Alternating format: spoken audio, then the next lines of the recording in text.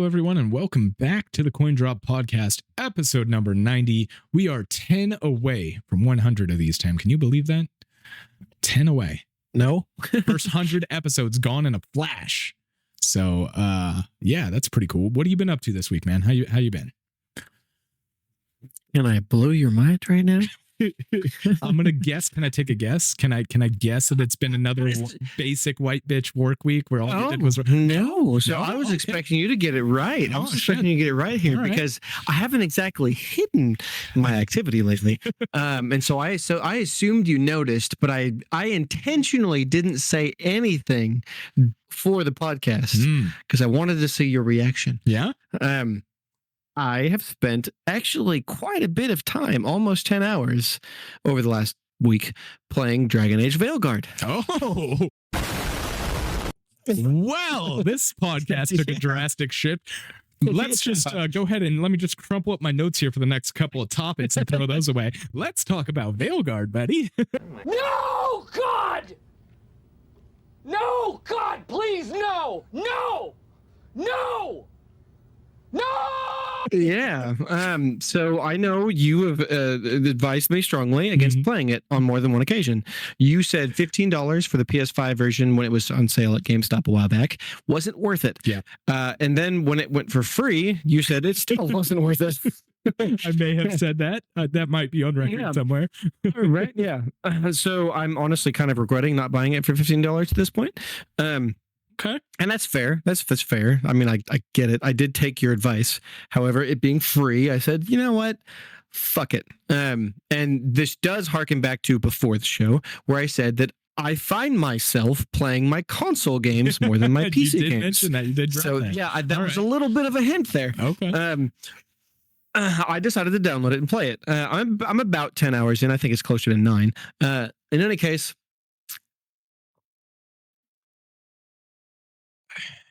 I think the most succinct way to say this is I understand why you would say don't play this game. Yeah. But that's because you're a super fan. Yes. I am not. Actually, okay. I've not beat a single one of them. I have played all of them. I have not beat a single one. I've always intended to, and I've always been drawn to them. I just never have. The fact that Dragon Age Inquisition isn't available on the Steam Deck is the reason I have not played and beaten it. It's stupid, but what can I do? In any case, I was like, you know what, fuck it. I'll go ahead and download it. And so I was playing it pretty much all week, and at least during any of my free time. And honestly, I took way more free time than I normally do. I was like, you know, I got home, fuck it, I'm jumping on the game.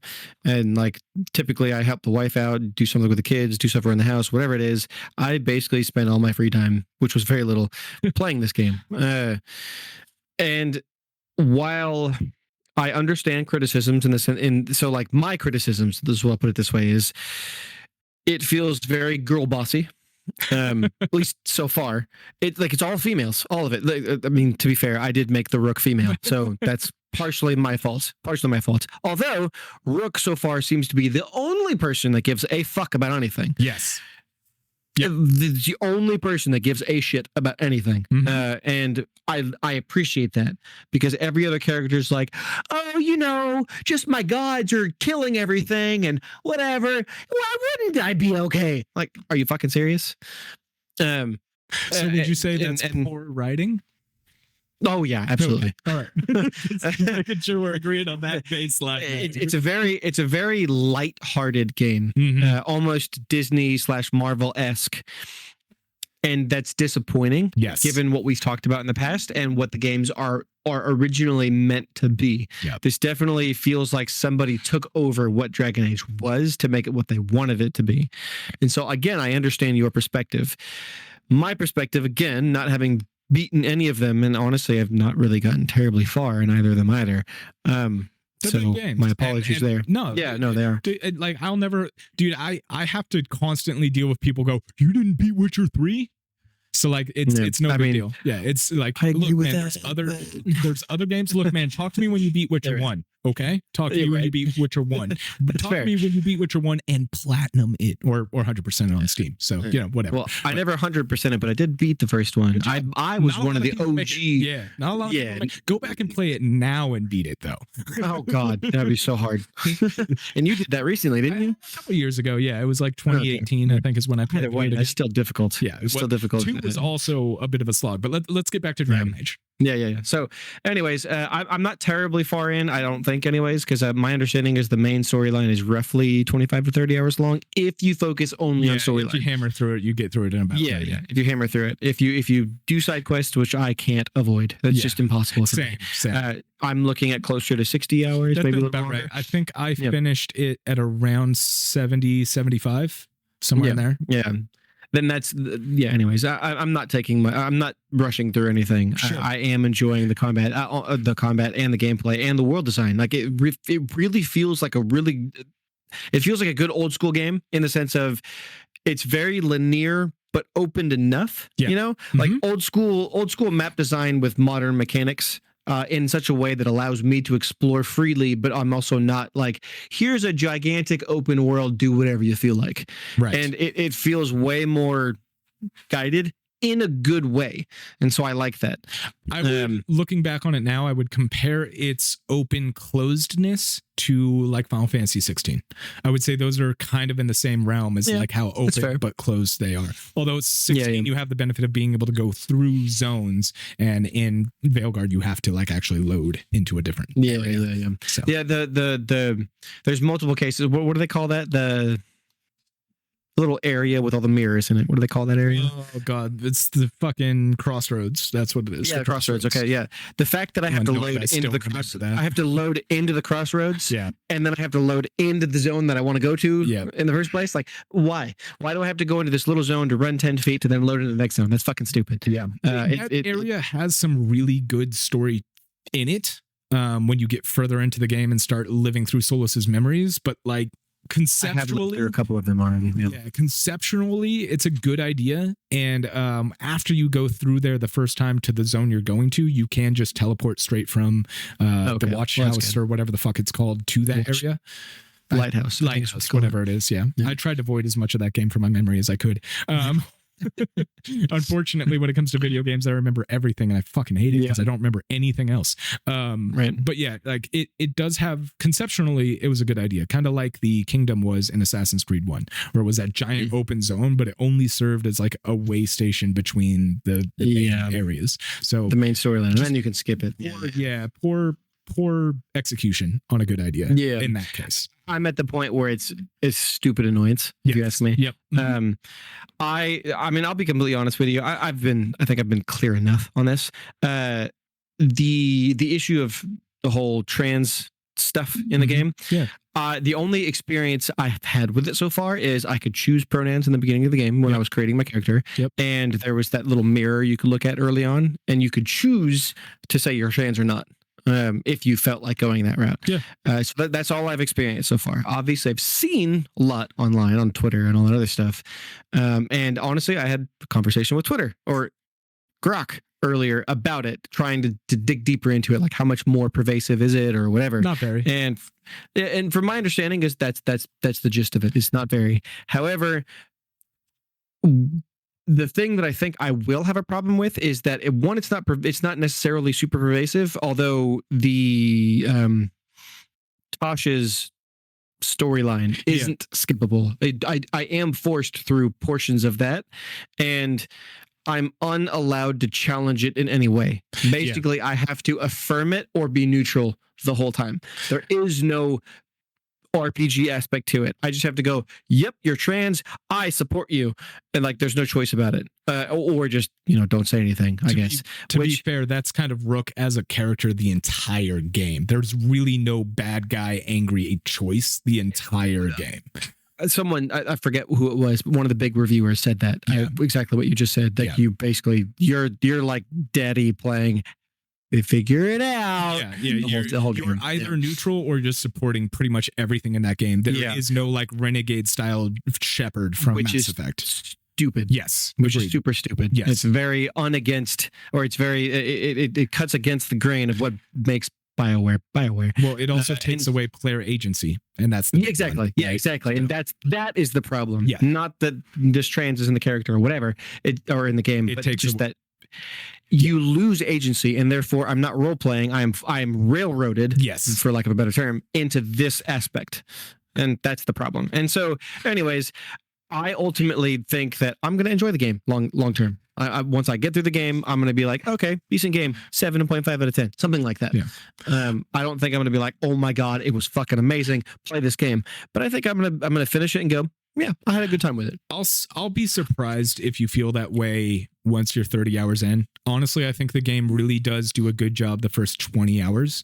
But after 30 hours, 40 hours, once you've got the entire party and you see how shallow and moronic the entire party is and how poorly they're written. And I said this, I think, before. I actually like the trans thing. Yeah, Tosh is a problem. The way she's written is kind of a problem. She's very two-faced in a lot of her early content. But if you go past the surface level of Tosh, her story is actually probably one of the better written ones of all of the characters. Of course. Yeah. But it's not necessarily like, oh, well, she's trans, so we have to give her a better story. It's the depth of like struggling to come to terms with who you are, and like take away the trans aspect of that. Well, I mean, take away the trans aspect. That is literally being human. Yes. But they focused on that with her rather than any other character. And it's not, again, not the trans aspect, just that she got that focus and no one else did. Right. Yes. It's yes. That's probably why it makes it feel so weird that she has such a good story, is because it focuses on that struggle with who you are, which we all do. We all have crises of identity and shit like that. Like it's a normal human thing. But they tied it to the trans stuff, which I think makes it more prevalent and kind of makes her feel two-dimensional. There's also like, there's plenty of clips out there, man, where she's treating some other, like she treats Emmerich like shit and calls him like undead guy or something like that. And it's like, dude, she very much doesn't like necromancy. Right, yeah, like the person who doesn't want to be labeled something is then putting labels on other people. Like, it feels really like you had an opportunity to do something here with a trans character that showed compassion and understanding when they're faced with it. Like, Adam's family. I mean, Adam's family. This seems like it's out of left field. But Adam's Family is a prime example of compassion and love in the face of adversity. Adam's Family, if you guys are too young to remember it, was a fantastic show and movie about a family of goths and just wild, weird people who lived they are the 100% outcasts. Yes, 100%. Like, to the extreme. And throughout the entire shows, the movies, they are ostracized by their entire community. And the only thing they ever do is show love and compassion for the people around them.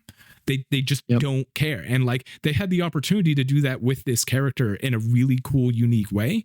And they chose to take this route. So like, that's kind of my only issue with what they did with Tosh. I still think she has one of the better stories. I really think some of the other stories are just absolute trash. I think what they did with Emmerich being a necromancer is a fucking joke. As somebody who plays a necromancer in D&D, I get that the edgelord, I get that the edgelord necromancer is stereotypical, but like, it's that way for a reason. Are you telling me they went with the internet edgelord? No. They didn't do edgelord anything for Emmerich. Emmerich is a very uptight, proper professor of the dead.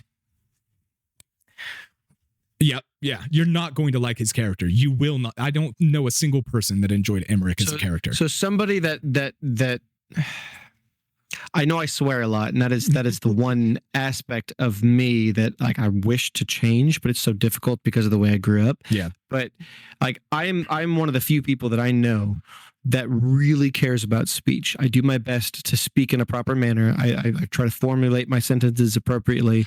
I don't like as per example, there's everyone around me, basically.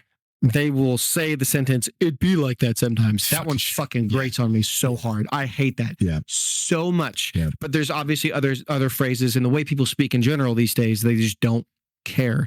And I hate it. I desperately hate it. So it's and like, my point is like, it sounds to me like Emmerich would be a character that I would like. If he wasn't it's not necessarily how he speaks. It's the manner of like, I'll let you I won't put any preconceived notions in your head. I'll let you get there and experience it, and you tell me what you think. So, but yeah, I mean, the combat feels fine the first 10 hours, from what I recall. And so, before you continue here, I did take the advice of just about everything I read online. Was I chose easier? Yes. Mm-hmm. Okay. Yeah, because if doing anything else is just pointless. You're just increasing fights, and the time. It's time to beat. It doesn't do anything. It does feel a little annoying being able to just rush through even bosses like really quickly. Yeah. But I can see how they would just drag on. I guess if I wasn't on the easier difficulty, and they will still. Honestly, once you get towards the end of the game, the normal enemies get harder. Like anything, it all scales. So like your time to kill is going to go up. It's not going to be like Diablo where you're just slashing through hordes of enemies the whole time. But it's still significantly like if you're there to play the story and have fun, I would never recommend that game over medium, because anything over that, you're just smashing your face against. Yeah, you're smashing your face against the wall in a game that's not really made for difficulty. That's overly hard in a sense that they just make the enemies sponges, and that's just not fun. That doesn't make. I think I chose the second hardest, or not second hardest, but like second up from the easiest. Sure. Because I didn't want the easiest. And so far it's not so difficult. I mean, like even still, like I kill things in just a few hits usually. I have noticed a slight spike in difficulty, but it does feel decent, at this point. If it gets more difficult to where like I'm, like you said, banging my head against the wall, I'll probably just bring it down. I don't think it will with where you're at, but it's going to depend on gear and build and what you're playing, how you do your party, that kind of stuff too. So I do like how that if you get the same item more than once, it unlocks additional bonuses for your gear. That is kind of levels up the gear. There's some good features in that game. The story is badly written. The voice acting's okay. I think line delivery is pretty decent. I think the voice actors it's sort of hit or miss. Yeah, I think the voice actors do the best they can with what they were given.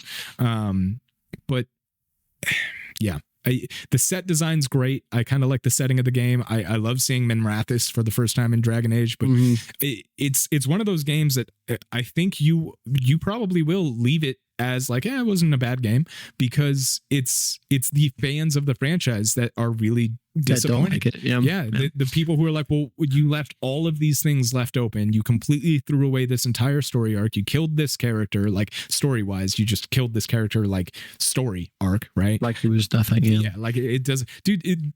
They basically confirmed that Morrigan's kid doesn't exist. That never happened. Which means like the ending that made the most sense for the original Dragon Age is non-canon, because they made DLC afterwards that tied it in. Like they did so much wrong with this game that completely destroyed the foundation of Dragon Age to me, that like I have been waiting for a payoff on Morrigan's kid for almost 20 years. Dragon Age 1. That's Dragon Age 1. For almost 20 years I've been waiting for a payoff on Morrigan's kid. It's never going to come now. That's disappointing. I mean, it might actually now, because of just how terribly this game reboot the entire franchise and let us. So the series failed, or Veilguard failed so bad that within 4 months they launched it on PlayStation Plus. And that's the only reason I'm playing it at the moment. Right. And so maybe they will go, well, we fucked up. We'll maybe, hopefully, we'll see. Yeah. I just to for those of you who didn't play Dragon Age Origins, and Tim, you too, Origins had multiple endings, and basically through the course of the game, this is a spoiler, but guys, the game is almost 20 years old. I'm sorry. Yeah, it's old. I'm sorry. Yeah, I'm sorry. The game basically plays through. Go ahead. No, I was just going to say, keep in mind that I hate spoilers, and I'm like, this game's fucking 20 years old. Whenever. Sorry. So it comes out through the story that the only thing that can kill an archdemon is a Grey Warden, because a Grey Warden takes on portion of the taint to become what they are, to gain their powers, that kind of thing. So when an archdemon is killed, its soul teleports to the nearest darkspawn, goes into that, thus a new archdemon is born. So because it's killed by a Grey Warden, they are obviously the nearest darkspawn, quote unquote, goes into the Grey Warden, kills them, archdemon dies. The end of the story. So when you get to the end of the game, you have a couple of options. You can either choose to spare Logain, make him take the joining and have him kill the archdemon and die in the process. You can have Alistair do it, or you can do it yourself. There is also one final other option. Of course, all of those lead to that character who takes the final blow dies, period.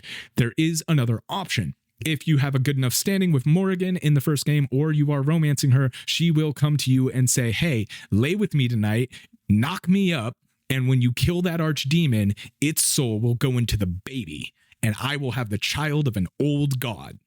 And I was like, yo, that sounds dope as fuck. What is that gonna be? I want to know everything about this. It's so left field that it's like, obviously they're following that for the storyline. You would fucking think so? Yeah. Like, that's such a wild, like, holy shit, what is this going to mean for the future? You have the soul of an archdemon as a child. Yeah. And like, there's so much they could do with that. Like I said, like, obviously that's the fucking storyline, but they, as you mentioned, they just said, let's throw the baby out with the bathwater. Basically, like, if you import that choice into Inquisition, there is a brief encounter with the child. He's about, it is a boy, and he's about like 9-ish, really awkward and quiet, soft spoken. That is it. That's all you get. And it's like, what's the deal with the child? I know about this child. Inquisition, you said? Yeah, in Inquisition, because Morrigan comes to advise on the Inquisition. Yeah. But, if you import a save where you had a child with her, he's in there, but there is nothing beyond that, like zero. And it's like, dude, what? And then in Veilguard, there's no mention of him at all when you talk to Morrigan. None. I went through every possible dialogue with her, like, where's your kid? Where's your kid? Where's your fucking kid? Because he's a grown ass man now. Where's your fucking kid? Do you actually get to ask that effectively, or no? There's no conversation cues to talk about. Yeah, dude, I'm sorry. We got off on a tangent. we did get a little off topic. We spent probably 20 minutes on it. Yeah. And I knew this was going to derail things, but I wanted to do it organically. Yeah. No, that's fair. That was a good call. That was a good call. Yeah. So, but ultimately, like, the fact that you aren't a super fan or like a long-term super steeped in the world, you'll probably enjoy the game. We have said pretty much exactly that in the past. Yeah. If you're not a big fan of the games in the past, or you haven't played them, you'll probably like this. And that is where I fit. That's another reason why I was like, maybe I'll like it. You know, I mean, it's a pretty game. I mean, I know you said you don't really care for photo modes, but I found myself taking a a lot of photos of the game because it's pretty. It's a very pretty game. Art style is definitely not what I wanted, but it's not unattractive. Yeah. The Kunari are a different story, but the rest of the game looks good. Yes. Yes. Ultimately, I think so far I've been pleased enough to keep playing, and I'm enjoying myself. That's good. I don't think it's the best game ever. And honestly, I do find myself thinking maybe I should play this game because I actually care about this game more. But this is where I'm at right now, and I'm gonna man, I think we talked about this. I don't know if this was on podcast or not, but I've beaten like 3 or 4 games on the PS5 since it launched 4 years ago. I'm trying to beat more games, and so I want to try and focus on one at a time. Which I did have a rule for myself years ago. If I start a game, I'm going to beat it, and so I'm trying to move back towards that. It's a good rule to have. It's just hard to follow, especially when you buy a new game and then you go to play it and it crashes 27,000 times with no answer, and Square Enix continues to fail to update it or give any kind of answer. Yes, I'm talking about Final Fantasy Remake. Still haven't gone back. One day I'll play it. One day, maybe, possibly. Who knows? Anyways, so to jump back to the beginning of the episode here, we're going to take a step back now and finish up our preamble.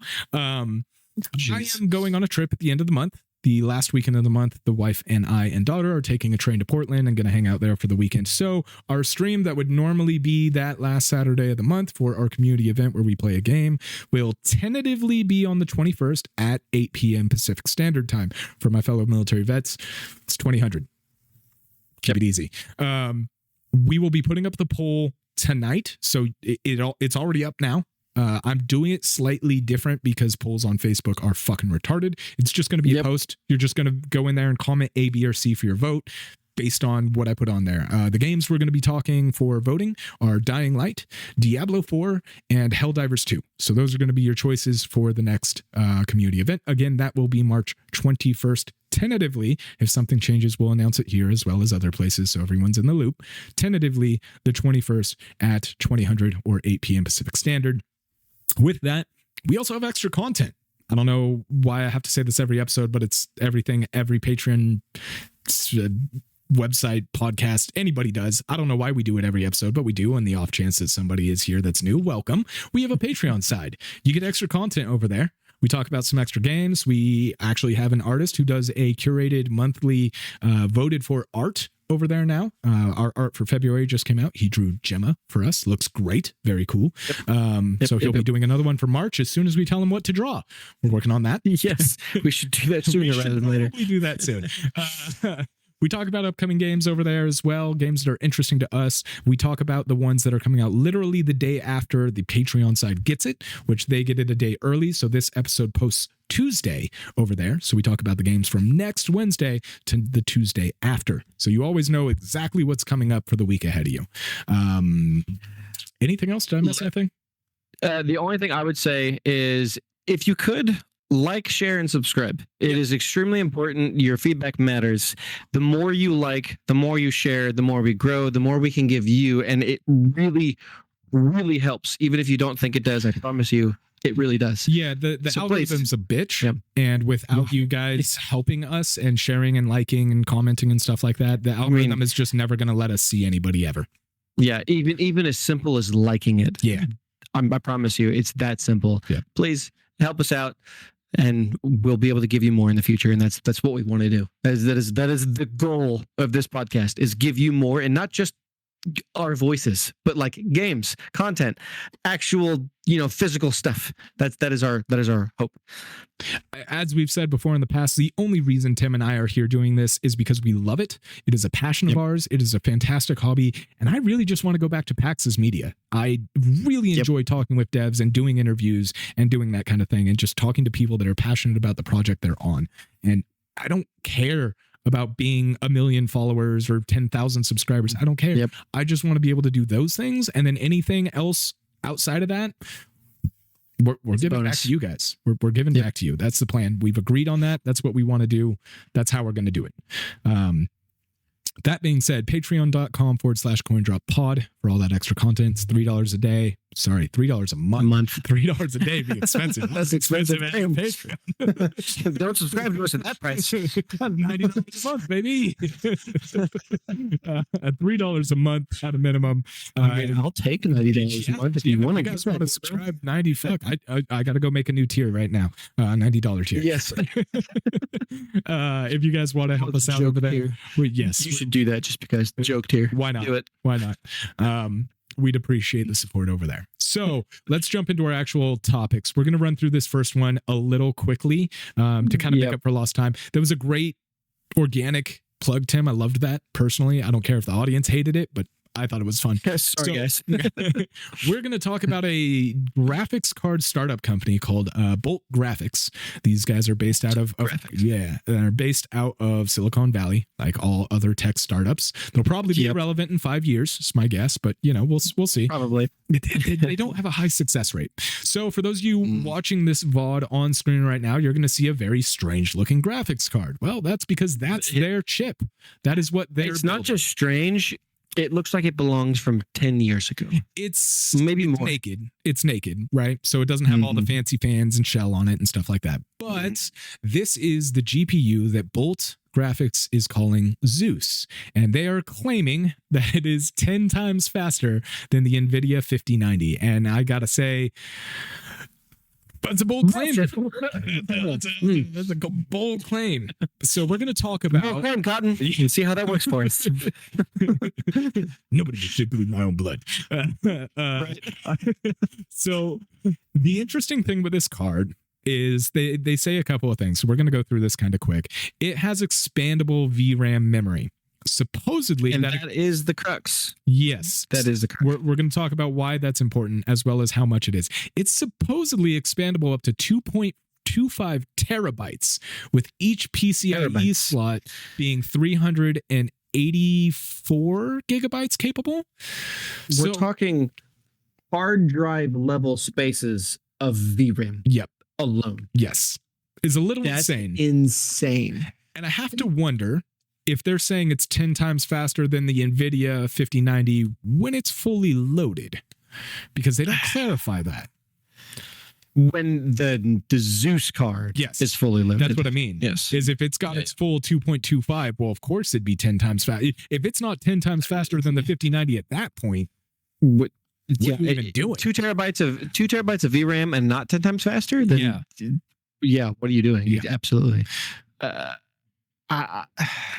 Unfortunately, that level of marketing has sort of become the norm, and it's what you hate about the 50 series cards. Hell, even the AMD cards, honestly. They're marketing in a way that's very skeezy, in my opinion. Yeah, they're marketing deceptively, but not overtly deceptive, or line between false advertisement. Yeah. They're absolutely. Their logos are definitely brushed up on it and have their people saying scripts. I mean, let's just put it this way: they're towing the line so closely that now that the 5070 is available, everyone's like, "Are you fucking kidding me? You said this was more powerful than a 4090? You're fucking retarded." No, absolutely, it's not. It's not even close. Yeah. And everyone is steamrolling them for it. Yeah. That's how closely the line they're walking. And it seems like that's probably the case here. Well, what's interesting about that is the 9070 XT from AMD is apparently actually exactly what they said it is. It's delivering the metrics they claimed, which is really cool, but they're also impossible to get a hold of.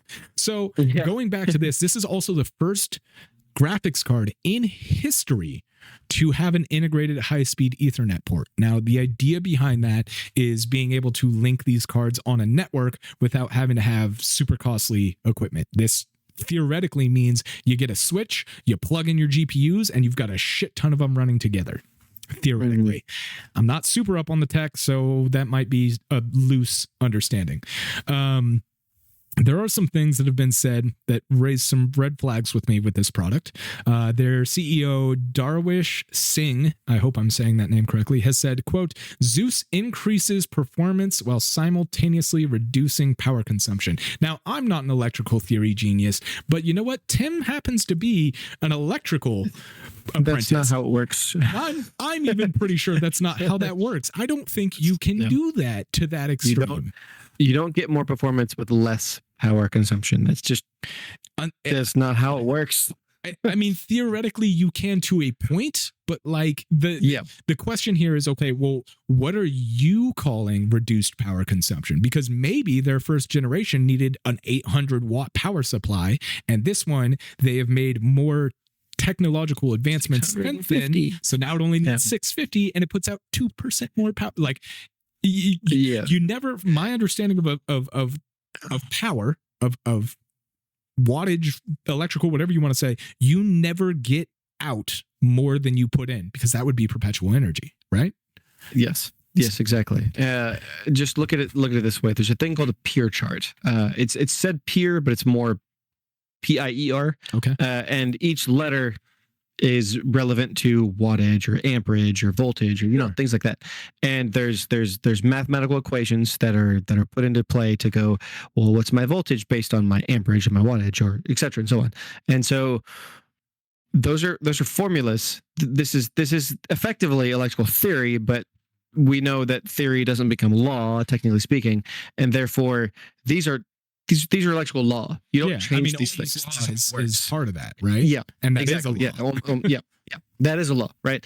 And so, yes, it's effectively what you said. They've made it more optimized in the case of we're getting the same performance, if not a little bit better, under less wattage or whatever. They've streamlined this, or that, whatever it may be. The real crux of this statement is what is their baseline? Yeah. Is it their own product, or is it someone else's product? Let's say the 5090 in this case, since they're comparing directly to that.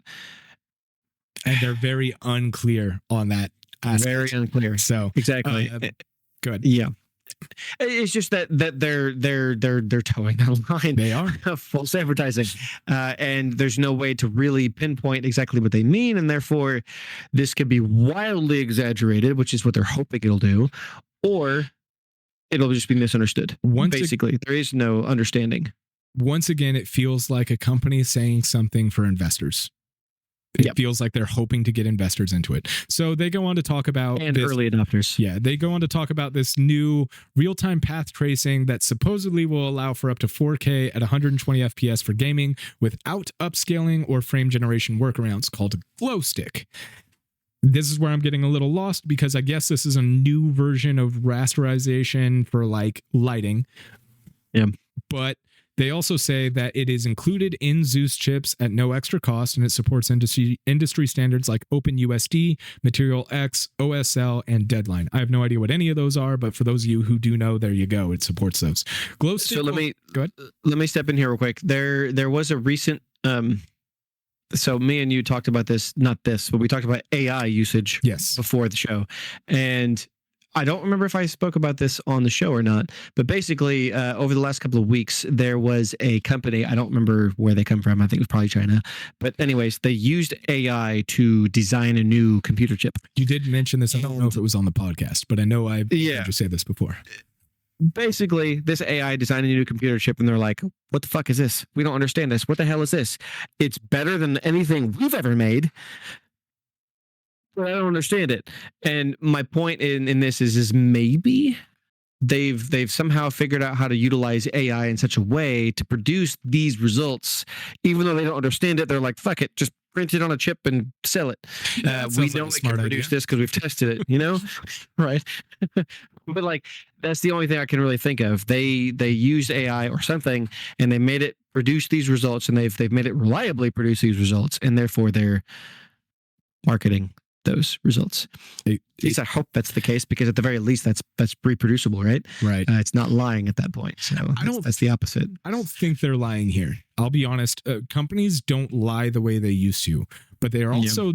We'll get to the at the end bit. We'll get to why I don't think this is a lie, and why I also think this card is probably very real. But we'll get to that. So Glow Stick will also have its own texture library for graphical design and things of that nature, with starting with not totaling, but starting with 5,000 textures, which is the largest library of any GPU. So like the UE5 software, where it's got a texture library, basically. Yeah, that's my understanding. Is it's got its own library, right? But this is for a GPU rather than a graphics engine. Yeah. So but Glow Stick is their graphics engine. I don't know. It's very murky. I'm not too spun up on this. So and their information is again murky. They plan for mass production in late 2026. So this card realistically is around the fucking corner. And they are actually going to be showing off live demos of this at GDC in San Francisco the 18th to the 21st of this month. Oh, dang. So for that reason, I would not be surprised to find out that this card is real. Here's a big catch. They're touting this like 2 weeks before they're showing it off. Well, here's the thing. I'm sure this card is capable of the claims they're making when it's fully loaded with GDDR. I'm assuming to get one of these cards fully loaded, you're probably looking at $5,000. That's my guess. Honestly, like that's the real thing. They don't say anything about price point. They just say, this is what it can do. Okay. So what's the consumer cost? The article I read on this did give me the thought of maybe this isn't necessarily for the consumer, i.e. you and I. It's more for, say game developers, or they do do mention in their direct press release. Let me see if I still have it up.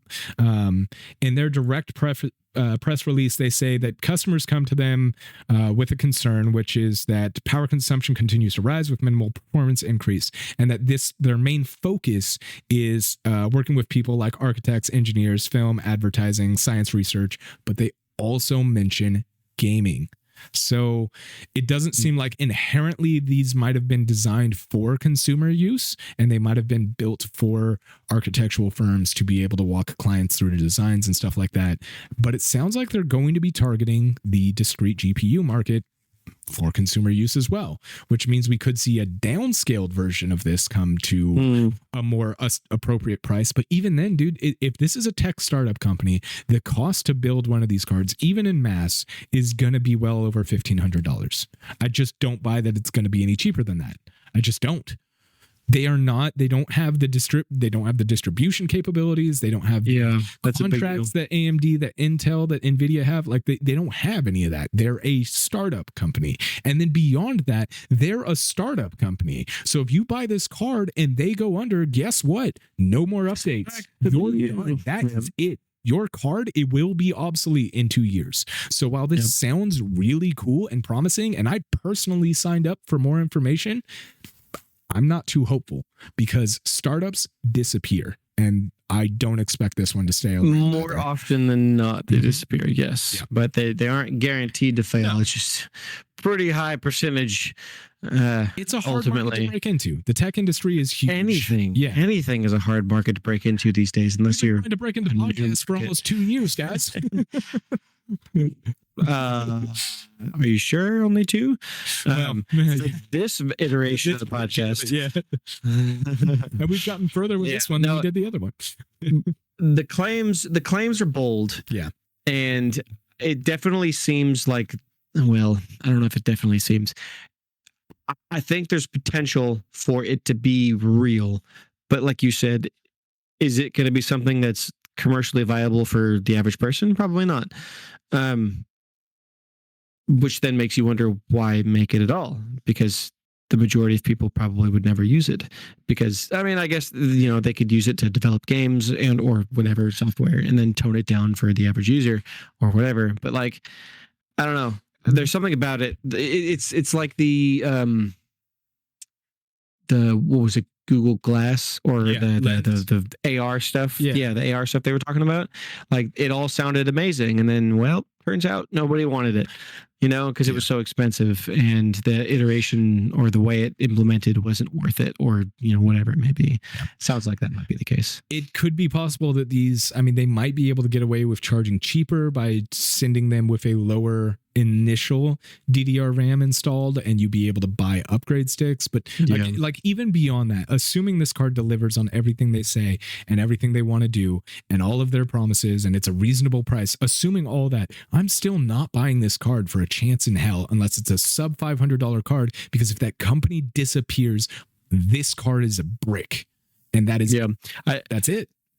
As being a free market kind of person that I am, it's one of those things that, like, I'm torn between, don't buy this, wait for the second iteration, because if there's a second iteration, that means they've done well enough to continue producing these. Right. But if you don't support the first iteration, they're not going to have a second iteration, So it's like, that's where the price point becomes a difficulty. And I mean, just look at Steam statistics. The majority of people on Steam have potato PCs. They're sitting in my realm of things. My PC is 4 years old. GPUs, dude. You cannot not even just that. Not even just that. Just the price. Is difficult to justify. That's trying to spend $1,500 to $4,000 on a PC. Obviously, most people aren't in that realm. Most people are in the $800 realm, somewhere in there, because that's justifiable. You can manage that. And so how does a company, an upstart especially, create a GPU that they're trying to say is 10 times better than the absolute best card available ever for a reasonable price? Yeah. It's just $2,000 is unreasonable, It's So that's the situation there. We will know more in 10 days, though. 10 days from this recording, we will have more information for you guys on this. And you better believe we're going to talk about it if I get some kind of email that tells us anything about this card, or I can get any kind of report from GDC on it, because I'm interested. I don't have a lot of faith in the card, and I'd love to know more. Yeah, but again, it's going to come down to price and power. That's the question. Pretty much. Speaking of prices and power, I guess let's talk about the power of stealth. Yeah, that's a good segue. That was great. Maybe. Styx, the master of stealth, one of the greatest stealth games in modern times, really. Yeah. They just announced their next game. I think this is the third in their series now. This is Styx, and Blades of Greed is the name of this title. And it's a whole new adventure with some new stuff, as well as, keeping a lot of the classics. For those of you who do not know this game, have never seen it before, I urge you to check out the trailer for it. It's called, like I said, Styx Blade of Greed. You don't have to play the previous ones to know this one at all. You play as a goblin who's a stealth thief. Think, well, if you're old enough, thief. Combat is not your initial main go-to. This is a stealth game. This isn't like, so anyways, I started blasting kind of stealth. This is actual stealth. Yep. You'll die immediately if they catch you. They instantly kill you in this game. So you have to use stealth. It's not an option. Yeah. It doesn't give you the choice. Yeah, you can't just go, well, whatever. Yeah. I'll just go, badass and kill everybody. No, you won't. Yeah, you get grabbed and smashed immediately because you're a little goblin boy and they're big scary humans. Yep. So basically, the story here is once again you're stealing something new, but now. I don't know if I want to say that because I don't want to spoil anything from the other two games. I'll skip that. Anyways, you have some abilities that existed from the first game. You get the ability to clone yourself and make like duplicates to go do tasks to basically sacrifice and die for you, and the ability to turn invisible for a brief amount of time helps with stealth and things of that nature. There's multiple ways to solve every stealth problem in this game, whether it's through environmental use or manipulation of lights. Just tons of like, if you're into stealth and you haven't heard of Styx,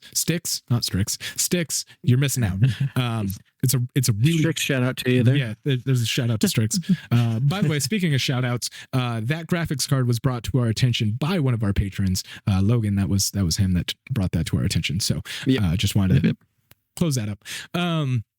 There's some new abilities as well, and they're taking a different direction with this game that isn't too different, but very interesting.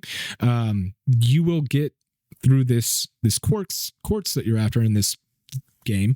You're going to get the ability to mind control enemies as well as use an ability called time shift, which looks to be like a freeze time kind of move through the world kind of thing, which is really cool. They've also said that this is actually going to be a semi-open world game. They've called it 3 large environments that you'll play in, which is very different from the previous games, which were very linear. They were story. They were open worlds, I guess, open levels, I guess you could say, multiple paths to go through them, multiple opportunities to get through the level, but they were sequentially ordered. They weren't open. The way they word it is roam freely around 3 vast open environments. Yep. The wall, which marks the boundary of the human world, the lush orc village of Turquoise Dawn, and the ruins of the elven capital, Arkanash. Yep. This is, and yeah, I mean, basically, you've, like you said, there's 3 major open world areas. I guess it allows them to tell a more pointed story within each without being one gigantic area. Yeah, in the previous games, it was very linear, right? It was very like, you do this mission, do this mission, do this mission. And this, I think, allows them to tell a more open story, give the player some more freedom, some more agency to explore how they want to. And it sounds like you also have an airship, so that's cool. I like airships. Well, interestingly enough, too, I'm reading more into it now. Apparently, they're going for a more Metroidvania style progression as well, where basically the more you play the game, the more tools you get, you'll actually be able to unlock areas you previously weren't unable to get to, which is Metroidvania. Yep. You know, so that's pretty sweet. That makes me instantly interested because I love those games, those style of games anyways. I believe the addition of the grappling hook and the glider are new, but it's been a long time since I've played the second one. I actually just recently started the first one again, and I don't remember the glider or the grappling hook being in the second one, but I could be completely wrong. But I feel like those are new devices specifically because of the open environments of this game. So yeah, that's pretty much all we know right now. The game is wishlistable on Steam. I don't think it has a release date. Let's see. I don't believe so, not yet. Nope, just Q4 2025. So if you are a fan of stealth action games and wanting to experience the greatness of Tenchu or other games like Splinter Cell or other games like Tenchu, check out Styx. Let me add here that the first and second game are currently on sale. They are. The first one is $3, and the second one, interestingly enough, or maybe it's the opposite way. The first one is $2, and the third one, or the second one, is $3. They are only on sale until the 13th, which gives you, on the day of release of this podcast, today and tomorrow, to play them, or to buy them at that price. Anyways, they're normally $20 each, so that's a steal of a price. They do go on sale pretty often. I think I picked them up years ago on a Steam summer sale. They're good games. The voice acting's pretty solid. They're older at this point, but they play great on the Steam Deck, and they are just really honestly fun stealth games. So check them out. But speaking about older games and resurrecting them from the dead, Tony Hawk Pro Skater 3 and 4 got its official trailer, and god damn it if this thing is just dripping with nostalgia. Like from it playing Ace of Spades at the top of the freaking cutscene to just skating around Foundry and all the other great freaking the airport. Just it's dripping with all the greatness that is Tony Hawk. When you say it's dripping, let me just put it this way. My wife, when the first 1 and 2 came out, she was like, I want that. Yes. That's how much dripping with nostalgic it was. Yeah. She wanted them. And I bought it. Yeah. Yeah. I still haven't bought the 1 and 2. I want to. But 3 and 4 were my jam. In all honesty, like they were my favorites, other than a question I have for you.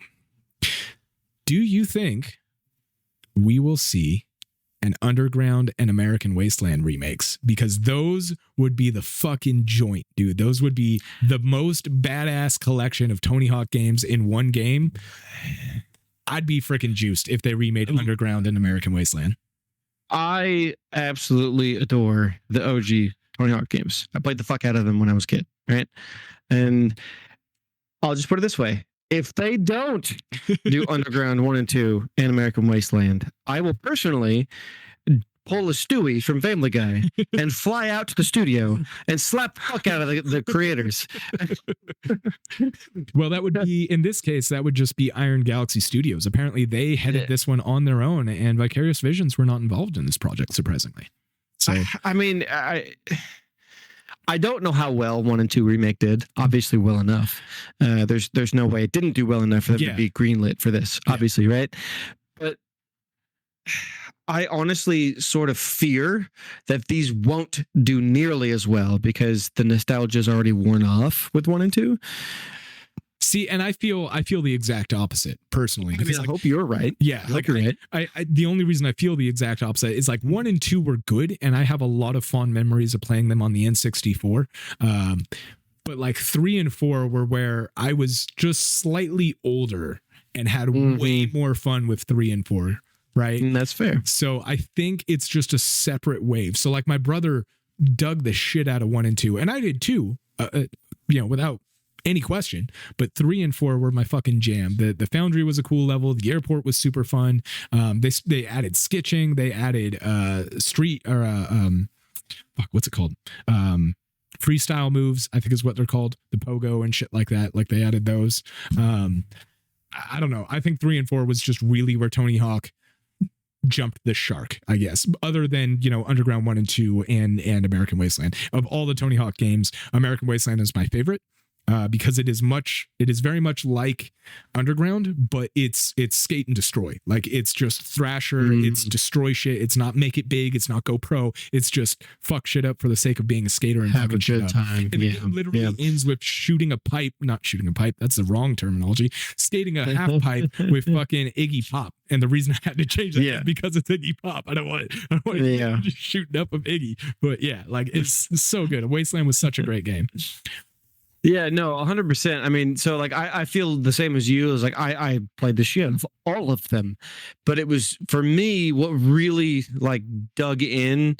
I was old enough to really enjoy the games, like to really enjoy them with Underground. Underground to me felt like I'm skating on the street just now in a video game. Yeah. Because it was as close to that as any of the games I've ever gotten, or as close to the real life thing as any of the games I've ever gotten. And I grew up, and you did too, but grew up in a more cityscape side of things. And so, we could basically skate anywhere. And at that time, there really were no bars on anything. Like nowadays, you look at anything and there's those little like metal pieces everywhere 3 feet or whatever. Everywhere. There's no waxed curbs. There's no rails you can hit that don't like allow like. Every single thing is in your way to prevent people from being what skaters were back in the day, which sucks. Yeah, because it's literally taking a culture and saying no, unacceptable. You cannot. Imagine doing that to anything else. It doesn't matter what it is. To rockers, to rappers, to you name it, anything. It's basically saying unacceptable. You absolutely cannot do that. Get rid of it now. We don't want it. It's I honestly can't think of another example of that. There isn't any. And the reason they did it is it's a valid reason, but at the same time, like skating has always been punk rock. It's a liability thing, right? Like when I was a kid, dude, there was a 7-stair at my elementary school that was, back in those days, it was unguarded. And at least once a weekend, me and the guys would go out there and hit that rail. And like, I know for a fact numerous people fell off that rail, broke arms, broke wrists, broke legs. Like it happened. And so like the liability of that falls on the school, which is shitty. But like, although in the real world, the liability quote falls on them. No one gave a fuck. Yeah. They went to the damn hospital, got a damn cast on, and went, "Let's skate again." Yes. They didn't go to the hospital and said, "Let's sue you and pay for this for my stupidity." It's the school that's kind of the world these days. Yeah, exactly. And they're like, "Well, we don't want this to happen again." It's like, it's a rare thing. I mean, I go to a college now and I'm like, I walk past a set of stairs every day to go to my class and I'm like, that's a sweet 5-stair. I would kickflip off that thing. Like that's so like, it's that punk mentality of like, we're here to have fun. We don't care what authority says. We're here to fuck shit up. Like not literally, like we're not trying to break anything, but skating's fun. That's what you do. And Underground was great because it was the first game you could get off your board and you felt like you were in a world. Like it was fantastic game. Just everything about Underground was great. 3 and 4 are fantastic. I can't wait to play these. I still need to buy 1 and 2. I'm a little disappointed they recasted the bonus characters for this and made them exclusive. I'm hoping the original secret characters are still in this because I believe in 3 you could play as Spider-Man and in 4 you could play as Boba Fett. If I remember correctly, those were the secret skaters from Tony Hawk Pro Skater 3 and 4, but I might be misconflating that. But they added the Doom Slayer. I don't remember that at all. Yeah, you could play as Boba Fett, and maybe it was 2 you could play as Spider-Man. I don't remember. One of them you could definitely play as Spidey because I played the shit out of Spidey. He was one of the secret skaters you could unlock. But they've added Doom Slayer, which is really cool. Unfortunately, the only way you get Doom Slayer and the Revenant Skater is with the Digital Deluxe Edition. So that's disappointing. For whatever reason, they also give you 3-day early access. I don't know who that's for. I don't know why you're buying a skate game to play it early. It's not a competitive game. I don't know who that's for, why they threw that in there, but you get 3-day early access. Yeah. You get 3-day early access if you get the Digital Deluxe. Honestly, what sells the Digital Deluxe for me is skating as Doom Guy. That's fucking cool. Not to mention, you get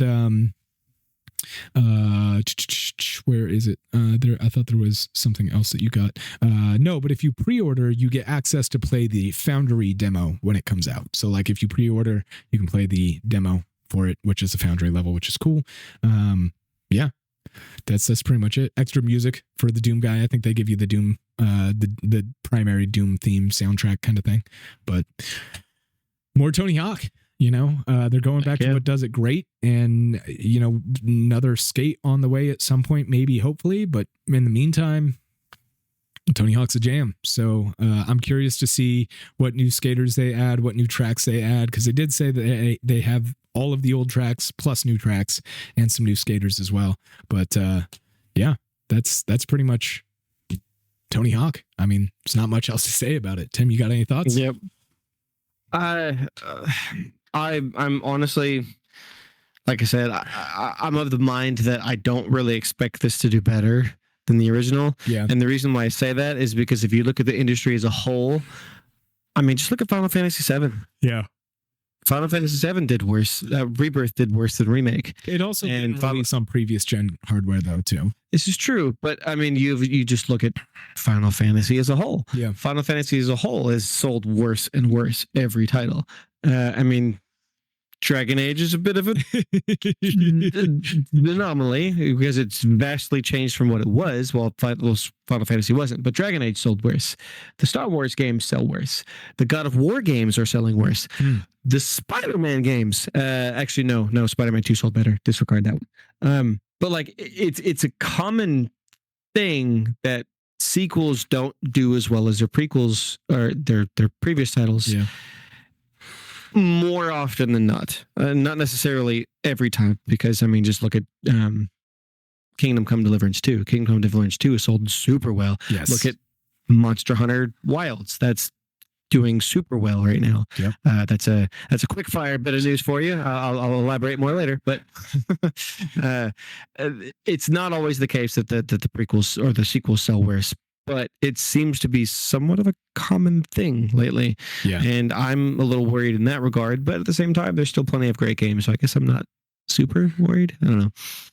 Fair. I hope you are correct in that more people pick it up, because obviously they're supporting old titles, and I would very much love to see Underground 1 and 2, as well as Wasteland. Wasteland remade. Yeah, 100%. I don't know if it's going to happen. I hope it does. We'll see. I'm just glad we're at the point in gaming remakes where we're getting actual remakes and not remasters anymore. Like, there was a while there where it was like, oh, it's remaster, and it's like, okay, so all you did was unlock the frame rate up to 30%, and then jumped it from 720p to 1080. Good job. That's not worth the money. Sorry, no. So like, I'm glad we're at a point. Yeah, I'm glad we're at a point where it's like, yeah, this is the original game, and then we completely remade it. Awesome. So, speaking of games they should probably remake, I'd love to see a remake of Dragon Age Origins at this point. Just not by the team that's at BioWare right now. Yeah. Or I guess not with the creative director who's at BioWare right now, because at the end of the day, it's not the programmers making those decisions. I mean, we spoke about this a couple weeks ago. Pretty much the entire team was let go. So which is shitty, because I honestly don't believe it's the team that's the problem. I believe it's the creative director and the management, and they fired the people who were just doing what they were told, which is they fired practically everyone, all the way up the chain. Well, so they shouldn't have fired everybody. They should have just fired the top link and fucking Anyways, it's not my place to say. Let's talk about some quick fire news though, and let's jump into that. All right. So, first bit of news. We talked about this many episodes ago. The newest survival game hit, I think, might be the best way to word this. Once Human is adding a quote non-shutdown server or servers. More or less what that means is they're not going to wipe the servers anymore. You're not going to lose any of your work. You no longer need to rush, areas of the map that are more lucrative than others. Basically just endless exploration and building. Good luck. This launches on the 13th, which means tomorrow for the majority of, or at least for people who are listening to this day one, but March 13th, they are available. And yeah. The next bit of news is Battlefield 6 got a lot of leaked footage this last week. And I think the most apt way to describe the majority of this footage is it basically looks like Battlefield 3 and or 4. And I am excited. There's lots of destruction.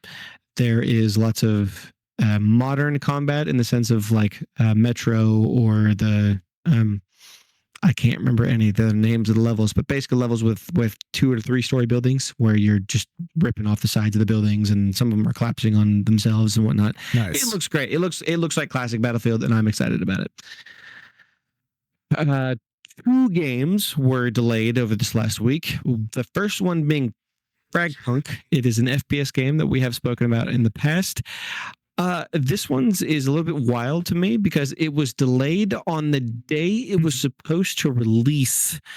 They cited that it's because it doesn't meet Sony or Microsoft quality standards, which you think they would know that well ahead of launch. Apparently not. Either way, at least they did the right thing and delayed it. I believe that they were contemplating releasing it in a broken state anyway, because it happens so frequently, and ultimately made the right choice. We'll probably never know. Maybe. But anyways, the other game that was delayed was Killing Floor 3. It wasn't delayed to a specific date. It was just given an, quote, unknown 2025 date. Next up is RoboCop, the absolutely phenomenal, and I mean that literally, the absolutely phenomenal translation of RoboCop to a video game, a first-person shooter. And it's available pretty much everywhere, PC, Xbox, PlayStation, Switch. It is getting its own standalone DLC later this year. And I also must mention that it is currently on sale for $10 if you are listening to this day one or the following day, the 14th. Oh, sorry, not the 14th, the 13th. You can pick it up for that $10. If not, Sorry you missed it. Next off, Sony and AMD. Actually, I think this is more of an AMD announcement, but either way, they announced that they are collaborating with Sony on Project Amethyst, which basically Sony and AMD are working together to make FSR4 better, which there's no way this won't also make PSSR better, but my instinct says they are going to do their best to make a proper DLSS competitor, not only for PS5 and PS6 and future PlayStations, but also for AMD graphics cards as a whole. Sticking with Sony, they announced a PlayStation beta program, which is, to me, sounds like Xbox's live, I forget what they call it, like early access or something like that. Basically, if you sign up for this beta program, you are telling them that you are willing to try their stuff, be it games, be it features on their app, or be it on the PlayStation.com website. That's about all they told us. So if you're interested, look up the PlayStation beta program. Moving on from PlayStation to EA, Split Fiction, which is EA's latest release by Josef Fares, I think is his last name. Anyways, it is released to phenomenally rave reviews. It actually is the highest rated EA game in over a decade. It is their first 90 plus Metacritic game in that time span. I think it proves that EA is stupid for thinking the likes of, say, Dragon Age would have done better as a live service. Thank you. Title. And people actually care about story-driven single-player games. Although this is technically not single-player, I think it toes the line between single-player and multiplayer because it is a co-op and it requires co-op. But I think you get my point. Non-online game. Yeah, I mean, it's only online because you can't play it split screen on the same console. Right. It's not. But you actually can split screen same console. Can you? Yeah, okay. I actually found that out when the wife and I were playing. We played about an hour of it, and we were playing it both of us on our laptops in bed, sitting next to each other, and like, oh, we could have played this on one. So, but it was still fun. Nice. Yeah, it was a good time. Yeah, probably better having your own PC or your own screen. Anyways, moving on from them to Microsoft, which is interesting. This is the first time we're mentioning them this episode. It seems like they're the center of our topics all the time. But anyways, at the back this time, you just go sit down, Microsoft. We're done with you for a while until you do. Right. Just stop eating the paste. Stop putting the paste down. Put it down. I guess this isn't them eating the paste. This is them continuing to scoop the paste, maybe. Stop huffing it. Put it back down. Maybe. Stop huffing. Maybe. In any case, the rumors, which this is a very, very strong rumor coming from just about everyone that matters, which we actually talked about this in the past, technically speaking. But basically, Gears is getting a collection of the first 3 games. It will most likely, or the rumors suggest, that it will be released on Xbox, PC, PlayStation 5, and even PS5 Pro. And with Forza Horizon 5 getting a PS5 Pro update, if Gears was actually coming to PS5 and didn't get a PS5 Pro update, would make none of the sense whatsoever. So I'm sure that's happening. If, again, this rumor is true, but I mean, at this point, if it's not true, I'd be wildly surprised than if it's not true. Rumors have it that it'll be announced closer to summer and that the game will actually release in August of this year. Harkening back to, 20, 30 minutes ago, when I mentioned Monster Hunter Wildlands selling super well, it actually sold 8 million copies. Did I say Wildlands? You did. I did, damn it. It's all right. I got you. It's wild. Yeah, wild. It sold 8 million copies in its first 3 days alone. And this title released on the 28th. So it's been a week and 1 day, so 8 days. It's been 8 days since launch, so more than likely I'd be willing to bet that it's between 10 and 13 million at this point. Anyways, this is Capcom's it's Capcom's biggest launch ever in its 40-year history. This is the best game biggest launching game ever. So that's impressive. That's impressive, especially when you consider the other games they have: Devil May Cry and Resident Evil and all of this stuff. Mm-hmm. unfortunately, moving on from there to unfortunate news. Actually, the next 2 bits are unfortunate news, and those are the last 2 bits I have. Man, you're really bad at ending on a bad note. I didn't intentionally do this. This is just how I found my news. Maybe I should try and focus them later. Anyways, Respawn Entertainment, which is known for Titanfall and the Star Wars Jedi games, they actually announced in 2020 that they were working on a new multiplayer-focused FPS game that was not anything that we knew about, meaning it's a new intellectual property. Well, sadly, that title has been canceled, according to reports, which means it's probably true. And speaking of not necessarily canceled products, but studios shut down in general, Until Dawn remake that launched on PlayStation 5 just recently, and PC, of course, Ballistic Moon has unfortunately been, quote, effectively shut down. The way I understood it was more or less everyone has been laid off except for a few key staff at the studio, meaning they're effectively shut down. They don't have enough people to do anything important. It's really unfortunate, especially because it seems like pretty much all the news out of Sony has been really bad these days. Yeah, I mean, sure, they had a really good state of play recently, but they showed off two games that they're making. Yeah. And the rest of it was third party. Good third party, but for Sony, if you look at just Sony, it's not good for them right now. Seemingly, anyways, even though they're selling PS5s like hotcakes and Xboxes effectively in the hardware race because they destroyed them so badly 3 generations in a row. Weird fucking dude. Right? We are in such a weird place with games right now. Yeah. Like Sony's just devs need a union. Devs need a union. Yeah. Microsoft is just refusing to put the pace down. They just can't stop eating it. And every single game that launches on PC is broken day one. At least every single one. I mean, it's a little bit of hyperbole, but it's even Monster Hunter, man. Yeah, I mean, not every single one of them, but a good amount of them. Close enough.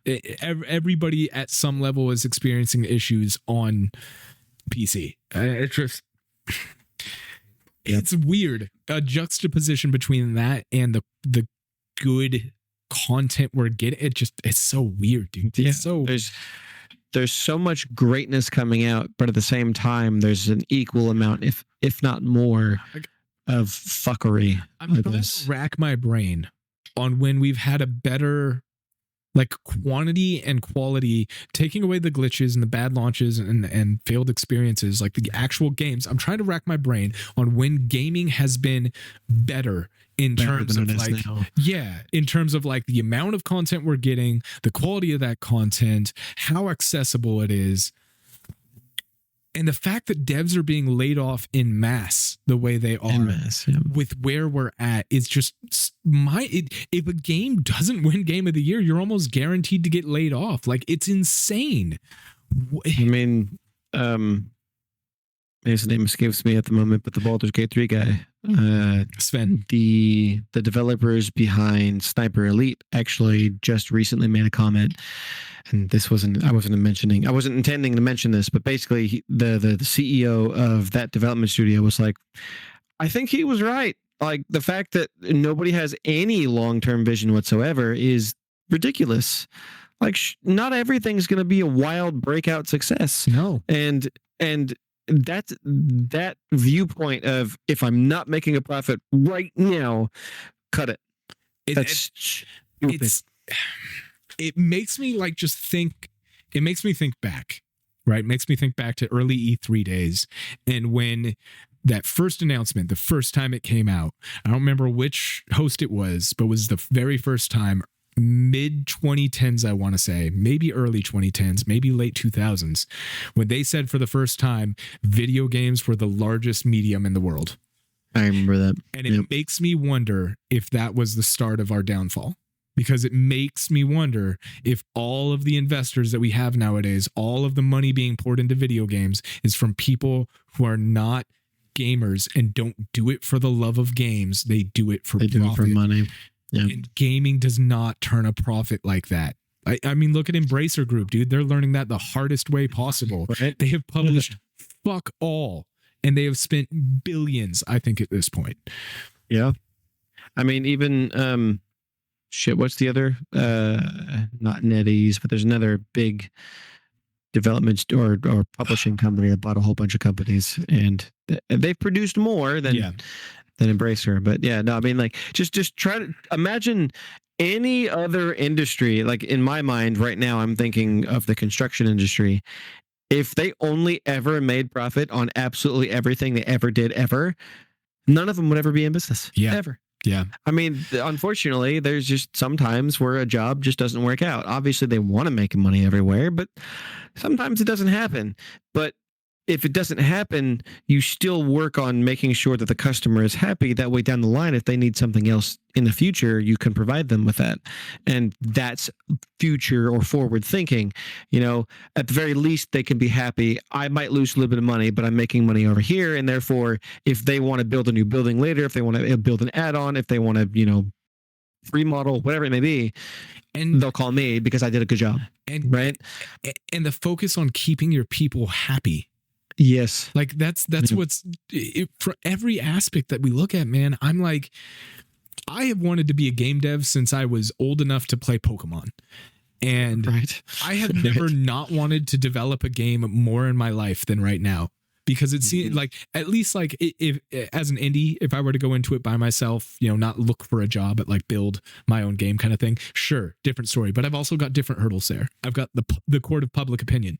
I've got people telling me what my game should be. Fuck you, it's my game. You'll play it or you won't. I don't care. But like the fact that that's a contender on top of the people who work for a studio where it's like, well, if this game isn't a fucking hit, I better start looking for. That's the fucking worst. That is awful. It just and not just a hit. I mean, there's games that are profitable that even still the developers get shut down or downsized or whatever it is. I mean, NetEase is a prime example of that. Didn't they just cut everybody that worked on Marvel Rivals that was in the US or something like that? No, it turned out to be a smaller amount of people. I want to say Mike actually corrected this. There were people that were laid down, but effectively it was redundancies. Got it. And so it wasn't nearly as bad as it seemed at first. Okay. That's a little bit more understandable, but like that's what Microsoft said when they went through their first wave of layoffs at fucking Activision, and they've done three more, saying they wouldn't lay off anyone since then. It's like, fuck, dude. They've laid off thousands of people when they said they would lay off 0 people. My heart goes out to the devs. If you guys ever see this, if any of you ever watch this, my heart goes out to you. You guys do a thankless job, and you make stories. Not just a thankless job. You affect so many people so deeply. The fact that I'm here at 37 years old and I've been playing games since I can remember, it's you guys that have the greatest memories in my life outside of my immediate family. Yeah, absolutely. I mean, dude, I can still remember where every fucking gargoyle is in Fable 2. Why is that part of my memory? Why is that there? It serves no purpose. No. But even still, like, there's so many like deep-rooted memories and even lessons learned that you guys really, really do matter, even if unfortunately corporate America or corporate world doesn't care. Yeah. So our hearts go out to the devs. You guys do phenomenal work and you are not appreciated enough. Sometimes bad choices are made, but anybody with a head on their shoulders knows that's not the guy coding the game. That's somebody else that has made a choice. And unfortunately, you get to bear the weight of that stupid choice. So with that said, thank you to our audience. You guys also matter a lot. I think I should say that. As much, I would say. Probably more specifically to us, but that's okay. We appreciate you guys tuning in, listening, watching on YouTube or listening in your car while you're, at work or whatever you're doing. Thanks for checking us out. And hey, if you like the content, tell your friends. Honestly, word of mouth helps a lot. And like Tim said at the top, like, share, subscribe, all that stuff does help because we live in an algorithm-driven world, and it doesn't matter how good you are at what you do. If you're not meeting the algorithm, no one will ever find you. So we need your help. We need your help being found. And the more we can grow, the more we can do. So look forward to this podcast for at least, I'm going to go ahead and say at least another 8 years. I'm gonna give it a decade. Yeah, I'm gonna say at least another 8. if we make it to 10 years doing this and we still are where we're at now, we'll still be doing it. Honestly, yeah, probably. Yeah. I don't see why I would have a reason to quit, but I think the average person probably would, and I'd understand. Yeah. But at the same time, with what we have now, I am perfectly content to continue doing it. Same. Honestly. And if we're exactly where we're at now, 8 years from now, then we're doing something wrong. So yes. Yeah, that's expect things to change, but not necessarily for the worse. In fact, the opposite. We're intending for better horizons, and we already have plans for that. Keep your eyes open for it. Yep. So we're going to head over to the Patreon side now, where we're going to talk a little bit more about Split Fiction, my first impressions of the game over there, as well as a new Castlevania clone you'll never get to play. But it is a game that is coming out. You just won't be able to play it. Especially you. Yep, none of you. No one listening to this. So you might wonder, why are you going to talk about it then? Well, you'll have to come over to the Patreon and find out. There's a good reason for it. Let's just put it that way. So have a great night, everybody. And Tam, I think you got one more message. Oh, yeah. Tell your mom I said hi. Have a great night, everyone.